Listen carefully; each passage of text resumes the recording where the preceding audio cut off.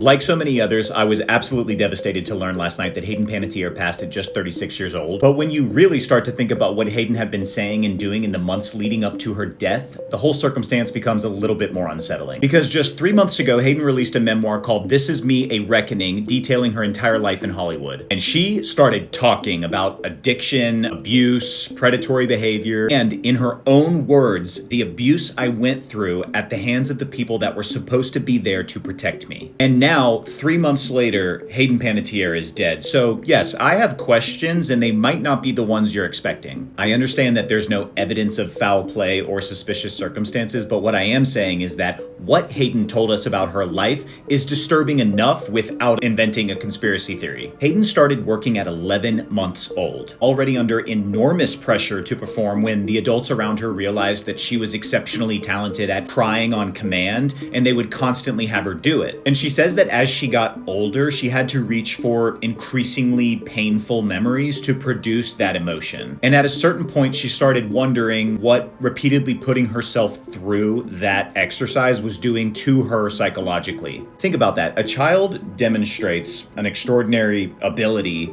to access an emotional range. And instead of asking whether constantly forcing her into that headspace might damage her, it became an asset to those adults around her. Fast forward to 16 years old, where Hayden details an adult that she trusted supplying her with non-prescribed happy pills from Mexico. This is someone who she claims to have trusted wholeheartedly and had absolutely no idea that she needed to protect herself from. In the bombshell, Hayden says that at 18, another person in the industry, someone she actually considered a protector, brought her downstairs on a yacht and put her into a bed with a very famous man who was naked. And she says that she had to fight her way out of that situation. So in Hayden's own retelling of her life, she describes the people around her who were supposed to protect her as the people that she needed protection from. And then she grows up and she struggles with addiction, postpartum depression, multiple stints in rehab. She ends up in an abusive relationship. She endured losing custody of her daughter and the devastating death of her brother. I'm not equipped to psychoanalyze Hayden or going to pretend that X led to Y or caused Z, but it is safe to say for anyone that your adult life is a direct product of your childhood. And that concept right there seems to be what Hayden was realizing at the very end of her life. She explained that while filming Nashville, her real life was falling apart, and she says the show increasingly gave Juliet storylines that resembled what Hayden herself was experiencing in real life. And she even said, eventually, Juliet Barnes was me.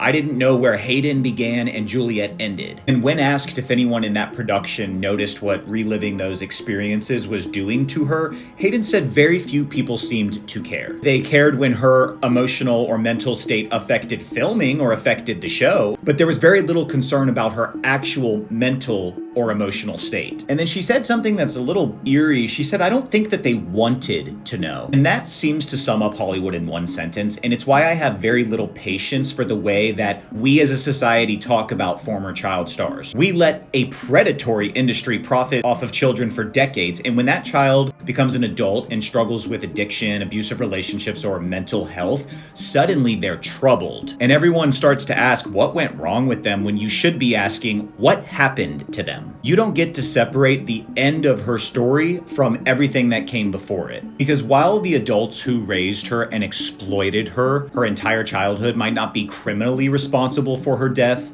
maybe, they definitely contributed to the destruction of her as a human being that led to her death. If you traumatize a child, the consequences don't magically disappear when the child turns 18. And it's really heartbreaking to hear because it sounds like Hayden knew how vulnerable she was there at the end, because she said after her brother died, she surrounded herself with strong people and returned to therapy because she said she didn't trust herself to be alone to process that grief. And she said she would have done absolutely anything to ease the pain. And she waited until just a few months ago to tell us all of this. And the title alone speaks for itself. It wasn't just This Is Me, it's This Is Me, A Reckoning. So yes, there's something deeply unsettling to me about Hayden Panettiere's death. Not because I have evidence of some sort of conspiracy, but it's because I don't think we need one. I think a conspiracy would be much easier to digest. What Hayden described is something much more sinister. It's an entire ecosystem where countless adults